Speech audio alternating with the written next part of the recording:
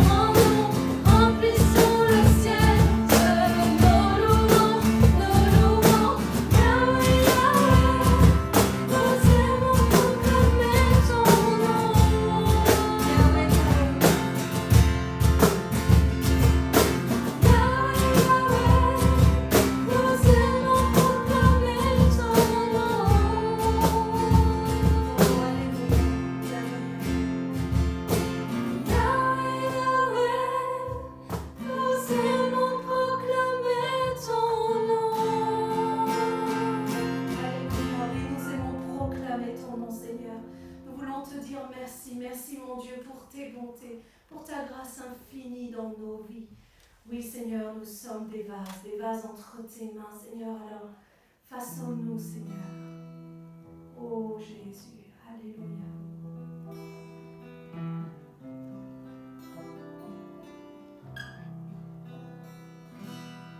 J'étais brisée, vide et sans espoir. Ta grâce m'a trouvée, m'a restaurée. Je n'ai rien à moi, mais tel que je suis, tu me libères, tu me libères.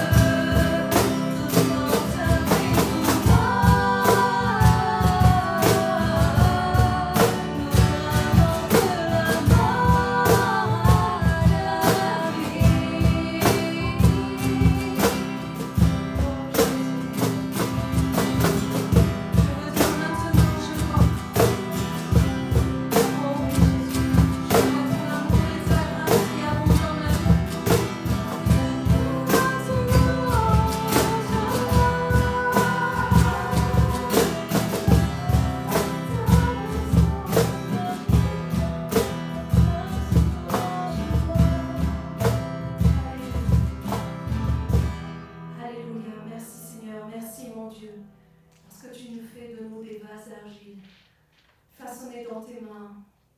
Nous devenons, Seigneur, quelque chose d'utile, quelque chose de vrai, quelque chose de véritable. Merci, mon Dieu, de ce que tu fais dans notre vie. Je bénis et je loue ton nom. Maintenant, Seigneur, que ta parole, Seigneur, puisse nous guider, que ta parole, Seigneur, puisse nous éclairer, qu'elle puisse être une lampe à nos pieds, une lampe sur ce chemin. Merci, Père. Amen. Que Dieu soit béni. Alléluia. C'est bon de pouvoir chanter, glorifier le nom de Jésus ce matin. Mes frères et sœurs, amis, j'aimerais encore ouvrir un pan de ce que représente l'amour de Dieu. Alors nous avons sur 3 messages pris une thématique différente, mais nous pourrions développer tellement plus encore au sujet de cet amour dont nous avons été l'objet, cet amour qui nous percute, cet amour qui nous transforme. Comme nous l'avons vu, cet amour qui libère, qui me libère, qui nous libère, cet amour qui nous restaure, nous, ces vases un petit peu fêlés peut-être, ces pièces brisées. Et puis ce matin, nous parlerons donc de cet amour qui pardonne. On peut parler du pardon, en écrire des livres, mais le mieux c'est de l'expérimenter. Et c'est peut-être, même dans la vie du croyant, la chose la plus difficile qui soit. Alors, j'aimerais vous proposer, comme nous l'avons fait la semaine dernière, un temps de recueillement en lisant ce texte d'1 Corinthiens 13, des versets 8 à 13. Que nous puissions lire chacun ces paroles. Et puis, bien sûr, nous nous arrêterons sur le verset 13. 1 Corinthiens, chapitre 13, versets 8 à 13.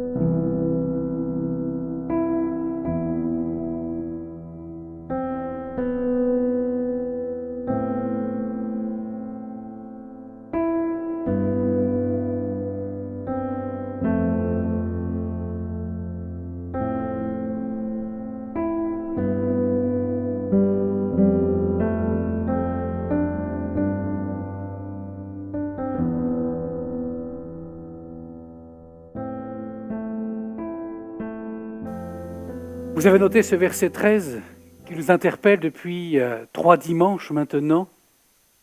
Mais maintenant donc, 3 choses demeurent. La foi, l'espérance et l'amour. Et l'apôtre Paul, écrivant à l'église de Corinthe, de préciser que la plus grande de ces 3 choses, c'est l'amour. La foi est indispensable pour recevoir le pardon de Dieu, l'amour de Dieu. L'espérance est indispensable pour croire en l'éternité de notre âme et le fait que nous régnerons avec lui. Mais l'amour, lorsqu'il est déposé dans notre cœur, nous amène à vouloir partager cette foi, à vouloir partager cette espérance. Parce que, trouvez-moi une personne qui n'a pas besoin d'être pardonnée. Voire, trouvez-moi une personne qui n'a pas besoin de pardonner. Voulez-vous relire avec moi encore une fois 1 Corinthiens 13, la plus grande de ces choses? C'est l'amour. Maintenant donc, 3 choses demeurent. La foi, l'espérance, l'amour. Mais la plus grande de ces choses, c'est l'amour. Je vous renvoie aux 2 derniers dimanches pour revoir comment nous avions abordé ce thème de l'amour qui libère, l'amour qui restaure, et les conséquences fortes que cela peut avoir dans notre vie. Cet amour qui me libère m'amène à faire des choses que peut-être je n'osais pas faire auparavant ou que je ne pouvais pas faire auparavant. L'amour qui restaure m'amène à croire que je peux faire quelque chose d'utile à l'œuvre de Dieu. Et l'amour qui pardonne, ce matin, va nous montrer ce que je dois faire lorsque j'aime comme Jésus m'a aimé. Nous ne le dirons jamais assez. L'amour et l'amour qui pardonne est une arme ô combien efficace. Parfois, souvent, non, restons sur parfois. Parfois, dans notre cœur, il y a comme de la rancœur. Il y a comme de l'amertume, peut-être même de la haine. La haine que je peux exprimer envers une personne. Et ayant l'impression que plus j'aurai de rancœur, plus je vais la haïr, plus ce sentiment que je vais exprimer, j'ai l'impression que cela lui fera du mal, mais je me trompe. Ce que j'exprime ainsi, quand je ne pardonne pas, quand je nourris la rancœur, quand je nourris la colère, la haine, ce n'est pas à l'autre que j'enlève quelque chose, c'est à moi. Ma paix a peut-être disparu, ma sérénité a peut-être disparu. Oui, lorsque je laisse ces choses se nourrir de moi et en moi, eh bien, c'est un mal qui m'atteint au plus profond de mon être. Tant sur le plan moral, sur le plan physique, que sur le plan spirituel. Sur le plan moral, non pas la morale, mais le moral. Sur le plan moral, parce que lorsque je me bats avec des pensées de colère, de vengeance, de haine, eh bien, c'est dans mon esprit que les choses me font souffrir. Parce qu'elles me rongent, elles me déstabilisent, je ne suis pas bien dans ma tête. Peut-être même au bord de l'effondrement, du découragement. Mais cela a aussi une incidence sur le plan physique. Combien de maladies ne sont-elles pas liées à justement ce stress, l'angoisse? Notre corps nous parle. Lorsque nous sommes en colère après quelqu'un, eh bien, il y a des réactions qui peuvent amener à des déséquilibres dans notre vie, dans notre corps, et puis sur le plan spirituel. Lorsque je refuse de pardonner, et pour les meilleures raisons qui soient, qu'en est-il de ma relation avec Dieu? Permettez-moi de commencer par là, ce matin. Le pardon et ma relation avec Dieu. Ensuite, nous regarderons quelles sont les idées fortes que l'on peut trouver dans le mot pardon. Et puis ensuite, troisième point pour terminer, nous regarderons l'exemple parfait de celui qui nous a tellement aimés et qui nous l'a montré en nous pardonnant. Comment prier? Comment dire à Dieu que je l'aime si je nourris un contentieux avec mon frère ou ma sœur ou une tierce personne? Voulez-vous que nous revenions sur ce verset bien connu qu'on trouve dans l'évangile de Matthieu, versets 23 et 24 en fait, où Jésus nous parle et nous dit, si donc, c'est à moi qu'il parle, tu présentes ton offrande à l'autel et que tu te souviennes que ton frère a quelque chose contre toi, laisse là ton offrande devant l'autel et va d'abord te réconcilier avec ton frère. Puis viens présenter ton offrande. Ce que j'aimerais faire remarquer dans ce verset, c'est que Jésus me dit, si ton frère a quelque chose contre toi, à tort ou à raison, c'est-à-dire si c'est l'autre qui exprime de la colère à mon égard, de la rancœur, de la jalousie, que sais-je, pour une situation que je connais, bien évidemment, je ne peux pas aller rencontrer toutes les personnes en leur demandant « Est-ce que vous avez quelque chose contre moi ?» Soyons raisonnables. Mais si je sais qu'il y a une situation de conflit, de quelqu'un qui m'en veut, mon rôle à moi n'est pas de chercher et de dire « Je suis pour rien, je suis innocent ». Eh bien, c'est comme ça. Non. Jésus lui-même me dit, il dit « Laisse-la ton offrande ». Dieu ne pourra agréer ce que je lui apporte. Dieu ne pourra agréer ma louange, mon obole, mon adoration, parce qu'il y a un hiatus, parce qu'il y a quelque chose. Il y a un problème que je me dois de régler. Alors ça marche dans l'autre sens, bien évidemment. Je suis maintenant dans la position de celui qui a fait du tort. Ce n'est pas toujours évident de reconnaître que l'on a fait du tort à quelqu'un. Par sa langue, par son comportement, parce qu'on pense que les propos que l'on a prononcés ne sont pas de la médisance. Non, c'est un constat. Ce n'est pas de la calomnie. C'est une vérité que l'on évoque. Et bien évidemment, on se gargarise de cela. De telle façon à ce qu'on n'a pas ce sentiment de culpabilité. Mais à partir du moment où je prononce une parole contre mon frère ou ma sœur, je ne peux pas honorer Dieu. Alors, quand je viens devant Dieu avec mon offrande, mon obole, si je lui ai fait du tort, si je lui ai mal parlé, je dois demander pardon. Qu'il soit reçu ou subi, je dois accorder le pardon.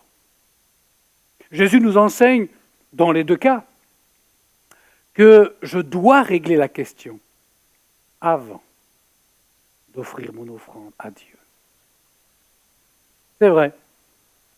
C'est vrai que on peut rencontrer des fois des situations où on refuse de pardonner. Mais laissez-moi vous dire et vous interpeller encore ce matin, au travers de ce que nous enseigne la parole de Dieu, il n'y a rien de pire que le refus de pardonner. C'est hors de question. Après tout ce qu'il m'a fait, après tout ce qu'elle m'a dit, après ceci, après cela, et on trouve tous les moyens, toutes les excuses pour refuser le pardon. Mais nous ne devons pas attendre que ce pardon vienne. Nous devons, et nous allons en parler dans quelques instants, l'anticiper. Parce que la Bible nous met face à une grande réalité. Matthieu chapitre 6, les versets 14 et 15. Si vous pardonnez aux hommes leurs offenses, à votre égard, parce que c'est là où ça fait le plus de mal, votre Père céleste vous pardonnera aussi. Je m'arrête là? Mais non. Il faut continuer la lecture du verset 15. Mais si vous ne pardonnez pas aux hommes, votre Père ne vous pardonnera pas non plus vos offenses. On ne peut pas penser vivre notre vie chrétienne reclus sur soi-même, loin des autres, en pensant que nous avons une bonne relation avec Dieu. Non. Si je n'ai pas une relation claire avec mon frère et ma sœur, eh bien je mets un interdit dans ma vie. Il est impossible de dire que je suis en paix avec Dieu ou en règle avec Dieu si je n'ai pas réglé cette question. Pardonner. Permettez-moi de rester sur ce verset du pardon. Lorsque l'on regarde la parole de Dieu et qu'on étudie un petit peu les mots, les contextes, les sens, on y découvre une foule de trésors qui vont venir nous illustrer la pensée d'une manière extraordinaire. J'aimerais me livrer à ce petit exercice avec vous, pour vous ce matin, en regardant quelles sont les idées fortes que l'on peut trouver dans le mot « pardon ». Je m'appuie sur le dernier texte que nous venons de lire. Si vous pardonnez aux hommes, Dieu vous pardonnera, mais si vous ne pardonnez pas, Dieu ne pourra pas vous pardonner non plus. Savez-vous que dans le Nouveau Testament, le mot grec qui est employé, je vous fais grâce de sa prononciation, est employé plus de 140 fois, 143 fois si on veut être précis. Mais on va trouver différents sens. On va trouver différents verbes traduits en français à cause du contexte. Mais toutefois, en regardant certains de ces mots, certains de ces verbes, ils vont nous amener à comprendre peut-être un peu mieux ce que peut représenter le pardon. Bien sûr, on pourrait penser que le pardon, c'est d'aller voir une personne et de lui dire « voilà, je t'ai fait du mal, je te prie de bien vouloir me pardonner ». Ou bien à l'inverse, « tu m'as fait du mal, je te pardonne ». Mais ça veut dire quoi véritablement ? Quelles conséquences, quelle suite y a-t-il derrière le mot que je prononce ? Dans le Nouveau Testament, le mot grec pour pardon va être traduit par le mot et le verbe abandonner. Je vous cite. Marc chapitre 14, verset 50. Je prends la nouvelle édition de Genève. Vous connaissez le contexte. Ce sont les disciples qui sont réunis et quand ils voient que Jésus est arrêté, le texte nous dit « Alors, tous l'abandonnèrent et prirent la fuite. » Alors attention, je ne dis pas que le mot « abandonner » signifie « pardonner ». Non, je dis que c'est le même mot qui est employé. Mais ici, ce que je retiens, c'est l'idée. C'est l'idée d'abandon. Quand je pardonne à quelqu'un, eh bien, j'abandonne ma position. J'abandonne mes griefs. J'abandonne mes projets peut-être malicieux. J'abandonne mes sentiments de vengeance. Lorsque j'abandonne quelque chose, eh bien, je perds le droit sur cette chose. J'en perds la propriété. Je l'ai abandonné. La notion que Dieu veut que nous retenions encore ce matin sur le pardon, c'est d'être en face d'une personne et lui dire j'abandonne. Je ne retiens rien. C'est pourquoi l'amour qui pardonne, c'est l'amour qui libère. Non seulement vous allez libérer la personne, mais vous allez vous libérer vous-même du poids de ce fardeau.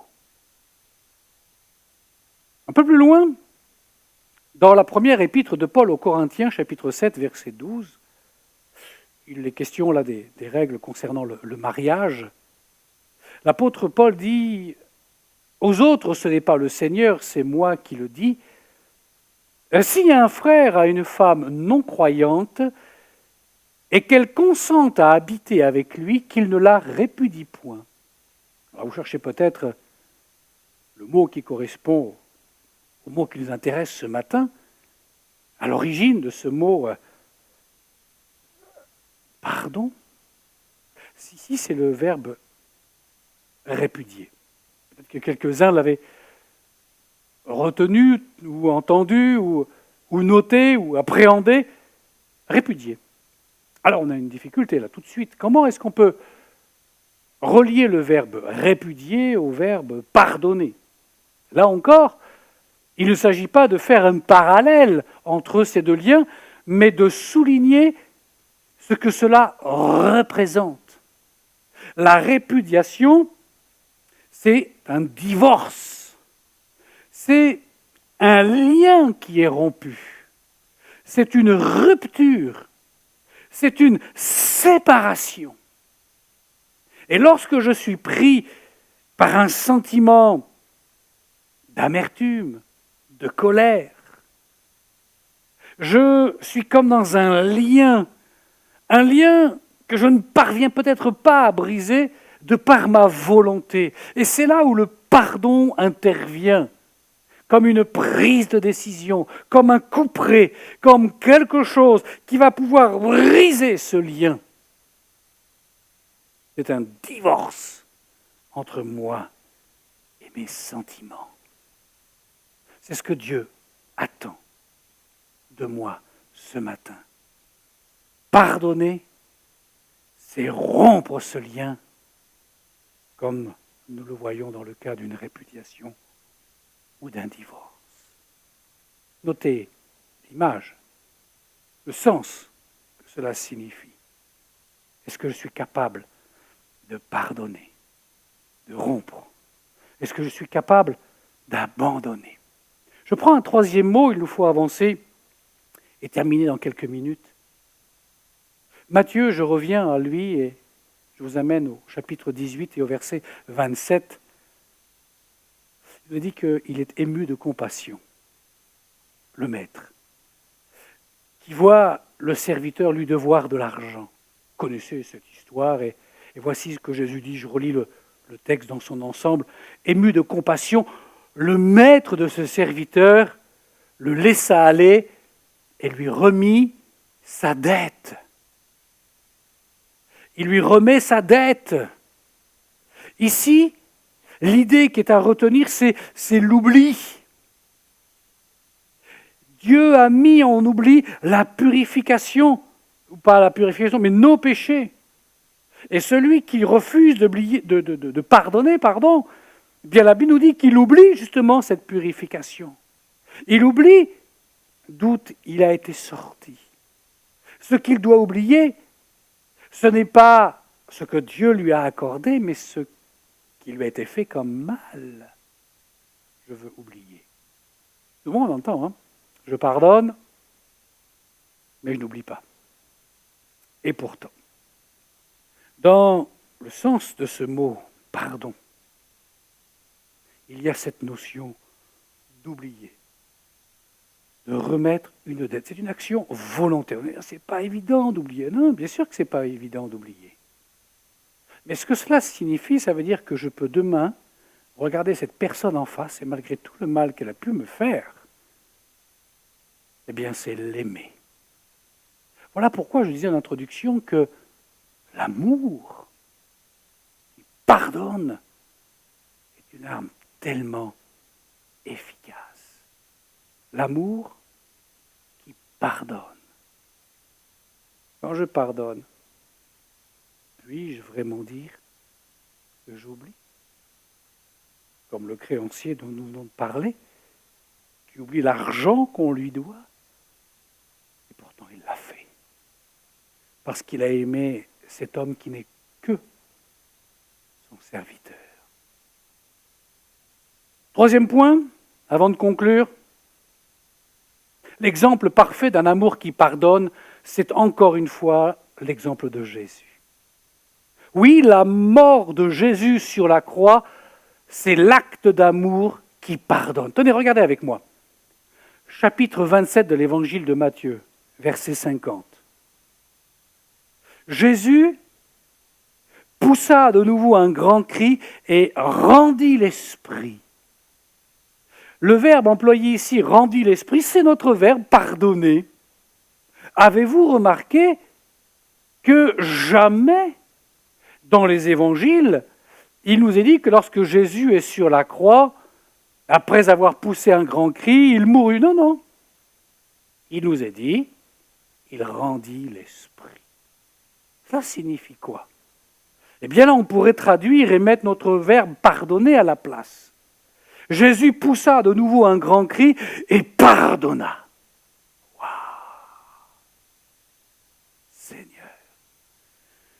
Ce cri qui déchire cette obscurité spirituelle, c'est le cri du pardon. Entendez-le lorsqu'il dit « Mon Dieu, pourquoi m'as-tu abandonné ?» Dans ce dernier souffle, était-ce plus un hurlement qu'un cri? C'est pas grave, mais suffisamment audible pour qu'il soit retenu par l'auteur des évangiles. Il marque le pardon qu'il accorde à l'humanité. Lorsque Jésus meurt sur la croix, des siècles avant que je ne vienne au monde, il m'a déjà pardonné. Je parlais tout à l'heure de pardon par anticipation.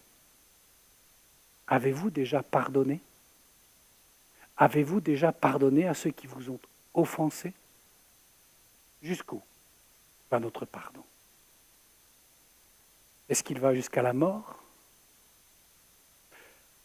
La mort à soi-même, bien évidemment. Ce qui nous empêche parfois de pardonner. N'est-ce pas notre orgueil, notre vanité? Après ce qu'il m'a fait, jamais je lui pardonnerai. Et pourtant, il y a tant de puissance dans cet amour qui pardonne. Le pardon que Christ m'accorde est acquis avant même que je me repente ou que je lui demande. J'ai besoin de pardon. C'est comme si vous aviez besoin d'un objet. Vous savez très bien où il faut le trouver. Imaginez que vous deviez vous rendre dans tel ou tel magasin pour trouver l'objet. Il est là, dans le rayon, il est devant vous, vous êtes heureux, vous avez trouvé votre objet. Oui, mais encore est-il qu'il faut le prendre. Je peux être face à l'amour de Dieu qui me pardonne. Mais vais-je l'accepter? Vais-je accepter aussi de pardonner comme lui a pardonné? Voyez-vous, cette conclusion, en fait, n'est qu'introduction. Parce qu'elle m'amène à me poser la question de savoir, est-ce que j'aime comme Jésus m'aime? Parce que Dieu nous aime, nous devons apprendre à aimer comme lui, d'un amour qui libère, d'un amour qui restaure, d'un amour qui pardonne. Et ce n'est pas facile. Pourtant, tout est possible à celui qui croit. Possible ne veut pas dire facile, mais possible parce que Dieu m'en donne la force. Alors je vous dis pour terminer, pardonnez sans attendre un geste de l'autre. Pardonnez parce que Dieu l'a déjà fait pour moi. Pardonnez pour votre pleine santé morale, physique, spirituelle. Pardonnez parce que c'est ce qu'est un vrai disciple qui veut ressembler à son maître. Merci Seigneur. Merci Seigneur pour ce temps où face à ta parole, nous réalisons que toi, et toi seul, tu es capable de pardonner. Peut-être que des frères, des sœurs, des amis qui nous écoutent, qui nous regardent en cet instant, se sentent personnellement interpellés. Et ils ont besoin de cette liberté, de cette restauration, de cette capacité de pouvoir pardonner, afin de pouvoir lever la tête et dire « Mon Seigneur, mon Dieu, mon Roi », et t'offrir ainsi l'adoration dont tu es digne. Puisses-tu, Seigneur, encore nous enseigner et que nous puissions faire ce que tu nous demandes de faire et que nous reportons toujours sans cesse. Merci dans le nom de Jésus d'être avec nous. À toi l'honneur et la gloire, Père. Amen. Seigneur, merci pour ta parole, merci pour ce message, que vraiment nous puissions vraiment méditer ces mots et que cet amour puisse régner dans notre vie, cet amour qui peut libérer, qui peut restaurer, qui nous appelle par notre nom. Il connaît chacun d'entre nous et il nous appelle. Alléluia. En toi les humbles sont bénis, en toi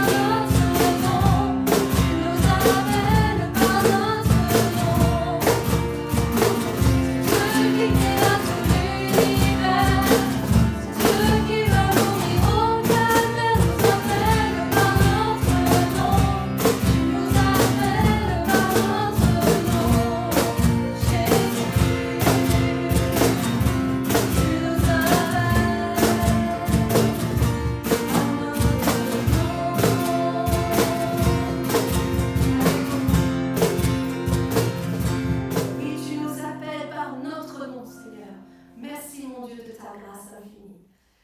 Je vous souhaite une bonne semaine à chacun. Soyez bénis. Amen. Merci Seigneur. Alléluia. Que ces chants nous font du bien pour terminer ces instants. Quelques annonces qui concernent la vie de notre Église. Ne tardez pas à vous inscrire pour les cultes du 23 août et du 30 en vous rendant sur églisedubassin.fr. Faites-le dès à présent. Notez que nous reprenons nos réunions Zoom du mardi soir et que sur les derniers mardis du mois d'août, nous aurons des temps de prière pour préparer la rentrée qui est devant nous.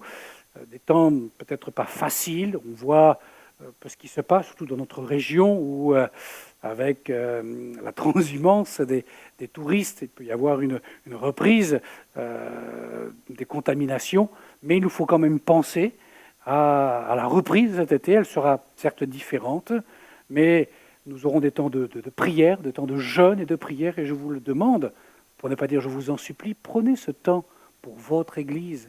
Si vous dites que c'est votre Église, alors venez prier avec elle, venez prier pour elle, d'une manière ou d'une autre. Nous en reparlerons très rapidement. Le culte à domicile.